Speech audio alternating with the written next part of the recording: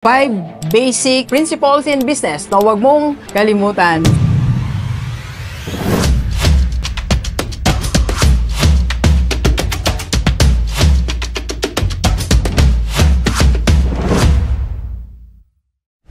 First, buy low, sell high. Yes, baka nakakalimutan natin na dapat sa negosyo, lagi nating piliin at pilitin na makabili tayo ng pinakamura. Either raw materials yan o ingredients or kahit anong kailangan mo dyan sa negosyo mo, dapat pinakamura ang mabili mo. And also, don't forget, kailangan ang benta mo mataas. So, wag tayong magbenta ng kung paano lang din ang presyo ng binili natin. At lalong-lalong malaking kasalanan na binenta mo ng mas mababa pa sa puhunan. Buy low, sell high. Alright? Number 1 principle yan sa negosyo. Second, you have to adapt to win. Yes, dapat lagi kang nasa trend. Lagi mong tinitingnan yung trend. As a business owner, kailangan nakatingin ka sa bago. Hindi ka pwedeng mahuli ng 1 year. Hindi ka pwedeng mahuli lalo ng 3 years. Ibig sabihin, 3 years ng uso, ngayon pa lang ginagawa. Baka ngayon ka pa lang nag-Facebook. Baka ngayon ka lang nag-FB ads. So, huling-huli ka na. Kaya ang dapat mong gawin, adapt to win. You cannot win pag hindi tayo nag-adapt. And third, if you're not online, you'll be out of business. Kaya dapat tiyakin mo nasa online ka. Tiyakin mo, pagtingin ng tao sa TikTok, makikita ka sa TikTok. Tiyakin mo, pag ng tao nagpunta sa YouTube, ang negosyo mo nasa YouTube. Pag nagpunta sa Facebook ang tao, dapat nandun din ang negosyo mo. So, ibig sabihin po, mag-budget tayo para sa yung marketing. And fourth, use your unfair advantage in business. Tingnan mo, ano ang galing mo? Ano ang galing ng iyong empleyado? At alin ang ganda o ano ang ganda ng negosyo mo? Yan ang dapat mong i-highlight. Ayan ang ilabas mo. Kung sino maganda, kung sino magaling. Lagi mong isipin, ano ang advantage mo, ano meron ka compare sa iyong competitor. And of course,